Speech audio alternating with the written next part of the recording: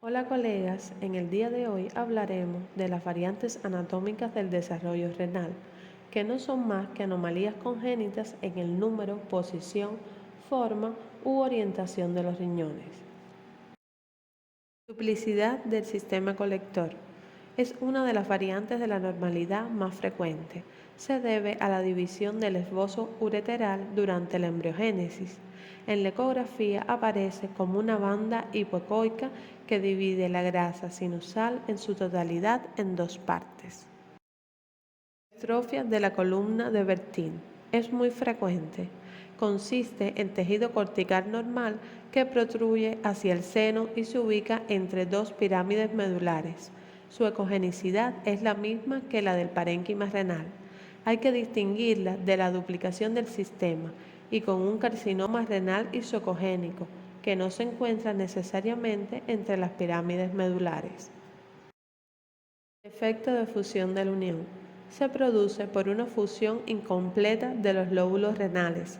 Se aprecia en la ecografía como una banda hiperecoica que se extiende desde el seno renal a la corteza externa, habitualmente situada en la unión del tercio superior y medio, y con forma de cuña. Lobulación fetal persistente consiste en la presencia de alguna de las 12 lobulaciones renales que se fusionan durante la gestación. Se aprecia como convexidades homogéneas irregularmente separadas, cada una de ellas sobre una pirámide medular. Hay que realizar su diagnóstico diferencial con escaras y cicatrices corticales y en ocasiones con masas renales. Joroba de dromedario.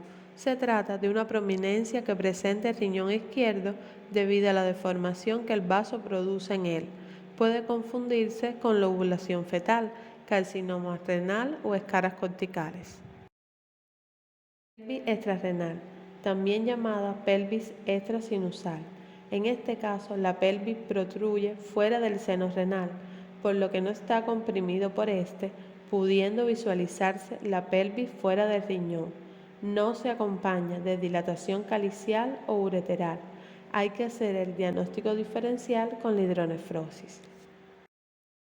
Riñón ectópico. En esta anomalía poco frecuente, el riñón se localiza fuera de la fosa renal.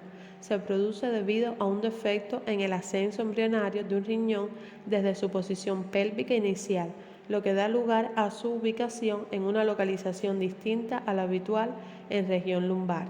El riñón ectópico se suele localizar a medio camino entre la pelvis menor y la fosa renal, siendo más frecuente en las fosas ilíacas. Junto a la ectopia suele asociarse malrotación y vascularización anómala. Suele ser unilateral y no hay que confundirlo con la tosis renal. Riñón en herradura es la anomalía de fusión más frecuente.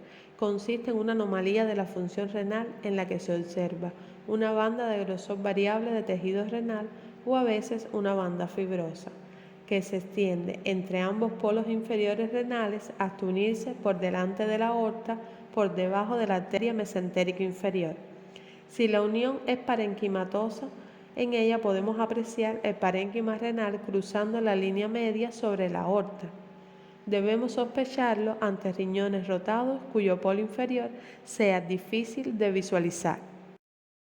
Riñón en torta es una rara forma de fusión renal en la que se produce una unión total de ambos riñones, fusión de polo superior e inferior. Se suele localizar en la región pélvica. Hay que hacer el diagnóstico diferencial con las masas abdominales. Ectopia renal cruzada.